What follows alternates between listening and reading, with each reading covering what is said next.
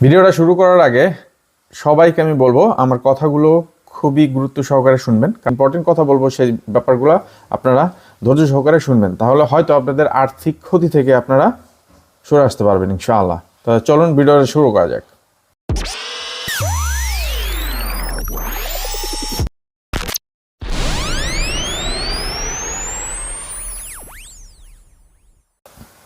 আসসালামু আলাইকুম রহমতুল্লাহি ওয়া বারাকাতুহু। আশা করি সবাই ভালো আছেন। আমার যারা সাবস্ক্রাইবার আছেন এবং যারা সাবস্ক্রাইবার নাই তাদের সকলের প্রতি রইল আমার শুভেচ্ছা।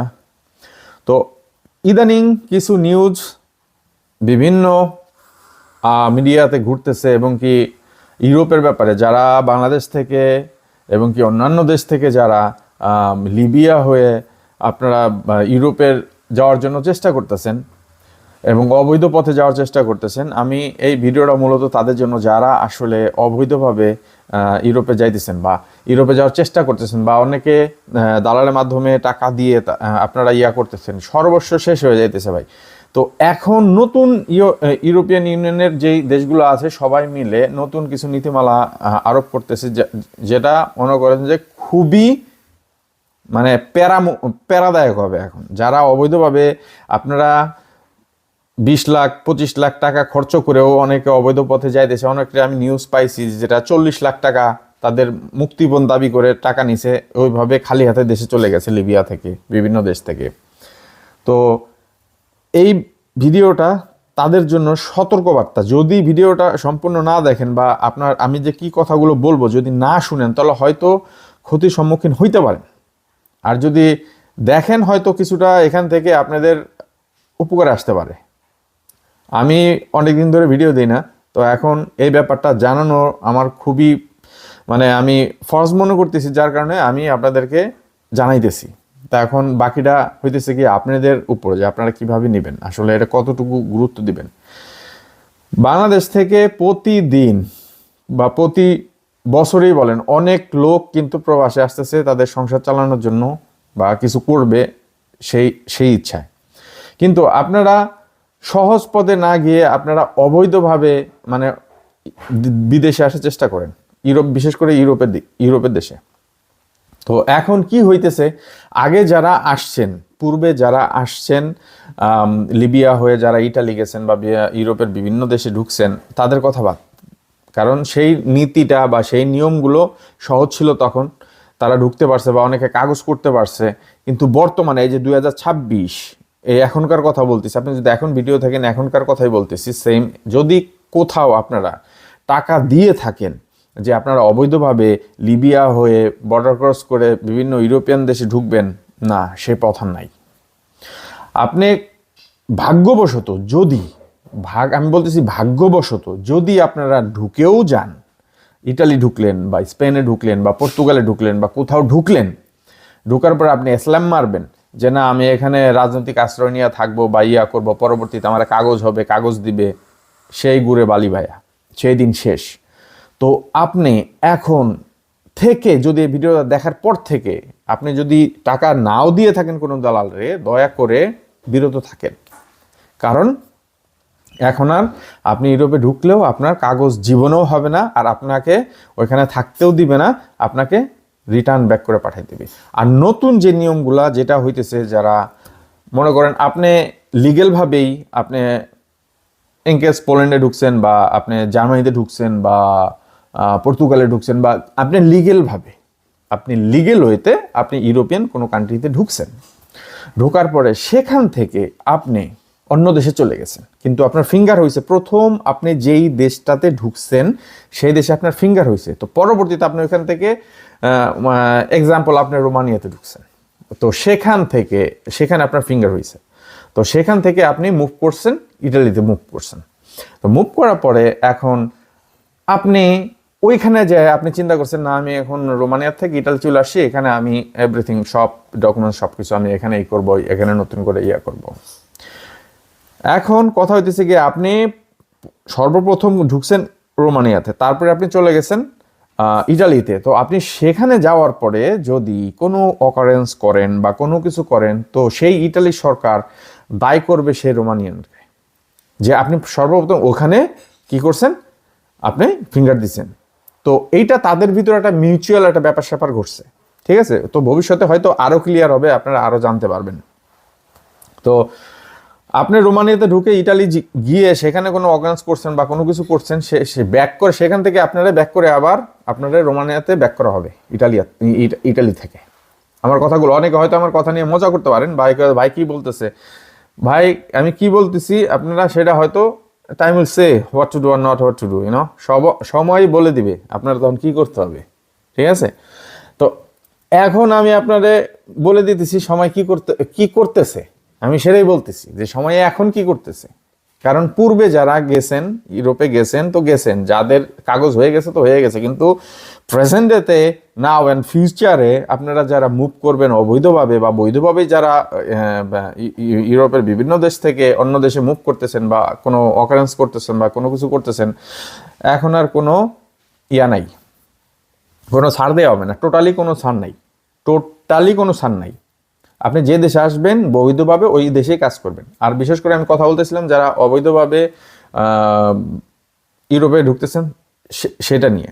তো আমি আপনাদেরকে খুবই খুবই অনুরোধ করতেছি যে দয়া করে আপনারা যারা বাংলাদেশে আছেন বা মিডল ইস্টের যে প্রান্তে আছেন, মালয়েশিয়াতে আছেন বা সৌদি আরবে আছেন বা যে দেশেই আছেন, আপনারা দয়া করে আর অবৈধ পথে ইউরোপে ঢোকার চেষ্টা করেন না ভাই। টাকা পয়সা নষ্ট করেন না, নিজের জান মালেন নষ্ট করেন না, পরিবারের কাঁদায়েন না, ঠিক আছে। এই ভিডিওটা আমি অনেকদিন ধরে ভিডিও দেই না, তো এই ব্যাপারটা আসলে আমার যারা সাবস্ক্রাইবার আছে বা আমার চ্যানেলে যারা আছে, আমার চ্যানেল যারা দেখেন, তাদের প্রতি তাদের জন্যই আর কি এই ভিডিওটা আমার তৈরি করা, যেন আমি তাদেরকে একটু সাবধান করতে পারি। কারণ আমি পয়সার জন্য ভাই ভিডিও দেই না, দরকারও নেই আমার। আলহামদুলিল্লাহ আল্লাহ আমার যতটুকু রিজিক দিছে ততটুকু আমি খুশি। তো এই ভিডিওটা আমি আপনাদেরকে সতর্ক বার্তা হিসেবে ভিডিওটা আমি দিতেছি। দয়া করে আপনারা অবৈধ পথে, আপনাদের দোহাই লাগে, আবারও বলতেছি, অবৈধভাবে আপনারা কখনো ইউরোপে প্রবেশ করেন না। করলেও এখন আর লাভ হবে না। বাংলাদেশে লাখ লাখ টাকা খরচ করে আপনারা আসতেছেন ইউরোপে এসে এখন যদি আপনারা সেই আগের মতো কাগজ যদি না করতে পারেন, আমরা এসাইলাম মেরেও যদি আপনাদের কোনো লাভ না হয়, তাহলে আপনারা দালালের টাকা দিয়ে লাভ হইতেছে দালালের, আপনার তো কোনো লাভ হইতেছে না, এখন আর লাভ হবেও না ভাই। সো দয়া করে দালালের কথায়, মিষ্টি কথায় না ভিজে আপনারা এই অবৈধ পদে পা বাড়ায়েন না। বিভিন্ন নিউজে আসতেছে এখন অভিবাসী নিয়ম নীতি অনেক কঠোর হয়ে যাইতেছে, অনেক অনেক অনেক। যারা লিগেলভাবে আছে তাদেরও অনেকরে ধরে ধরে দেশে ডিপোর্ট করে দিতেছে।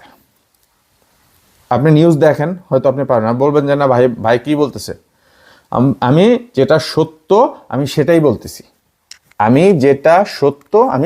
বলতেছি। এখন যদি আপনারা না শুনেন সেটা আপনাদের ব্যাপার, আমার দায়িত্ব ছিল আপনাদেরকে বলার, আমি সেটাই করতেছি, আর কোনো কিছু না। তো সবাই ভালো থাকবেন। আর আমার এই ভিডিওটা যদি মনে করেন যে কোনো ভাই ব্রাদারের সাথে শেয়ার করা উচিত, তাহলে শেয়ার করে দিয়েন, ঠিক আছে। আর ভালো থাকবেন। আবারও বলতেছি, দয়া করে অবৈধ পথে ইউরোপে আর আসেন না, ঢোকার দরকার নেই। আপনি বাংলাদেশে থেকে যে টাকা দিয়ে আপনি ইনভেস্ট করবেন অবৈধ পথে বিদেশে আসার, সেই টাকাটা আপনি দেশে কিছু করেন, আর নইলে মিডল ইস্টের কোনো দেশে গিয়ে আল্লাহর যতটুকু রিজিক দেয় ততটুকু উপরে আপনার সম্পূর্ণ নির্ভরশীল হয়ে আলহামদুলিল্লাহ বলে কাজ করেন। অবৈধ পথে আসার দরকার নেই ভাই। যদি পারেন বৈধভাবে আসেন, নাহলে অবৈধভাবে আসার দরকার নাই। আবারও বলতেছি, অবৈধভাবে আসার দরকার নাই। সবাই ভালো থাকবেন। আল্লাহ হাফেজ।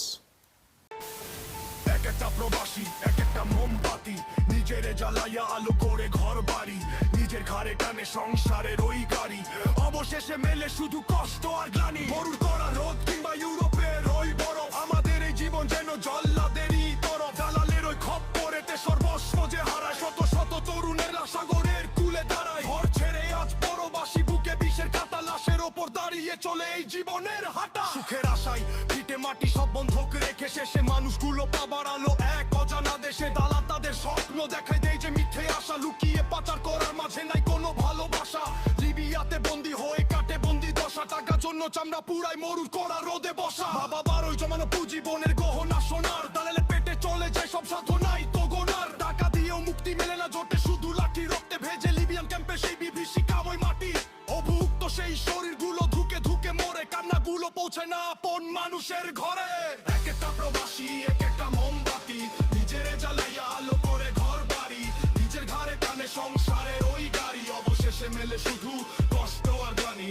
এক একটা প্রবাসী এক একটা মোমবাতি, নিজের জ্বালাইয়া আলো করে ঘর বাড়ি, নিজের ঘরে টানে সংসারের ওই গাড়ি, অবশেষে মেলে শুধু কষ্ট আর গ্লানি। অপর সেই মরণ খেলা নাম দিয়েছে গেম, নরবরে একেবারে বোটে চড়ে বসে সব ছেম, দিগন্তহীন সাগরে ঢেউয়ের মাতম চলে, শত শত প্রাণের প্রদীপ নেভে নীল সাগরের জলে। কত মায়ের কোল খালি হয়, কত বোন আজ বিধবা সাগরের নিচে তলিয়ে গেল দেশের সেরা প্রতিভা। যারা কোনো মতে ভাগ্য জোরে পৌঁছায় ইউরোপের তীরে, কষ্ট তাদের পিছু ছাড়ে না লাখো মানুষের ভিড়ে। কোন কোনে এই বরফের মাঝে নাই কোনো মাথা গোজা ঠাই, কাগজপত্রের হবে আজ নিজের পরিচয়টাই নাই। সারাদিন খাটে পশুর মতো শরীর অবশীতে, সব হারিয়ে নিঃস্ব তারা জীবনের এই তিথিতে। দালাররা তো চেনে কেবল কাগজের ওই নোট, বোঝে না তারা কতটা ভারী এক একটা মানুষের ভোট। টাকার লোভে বেঁচে দেয় তারা জল জ্যান্ত প্রাণ, মাটি তুললে পাওয়া যাবে প্রবাসীদের বলিদান। কত ভাই হারিয়ে গেল কারোর মেলেনি লাশ, বিদেশের ওই মাটিতেই হলো শেষ নিঃশ্বাস। আর কত প্রাণ ঝরে যাবে মরু আর সাগরের মাঝে, রেমিতান্সের গল্পগুলো কেন শুধুই রক্তে ঝরে।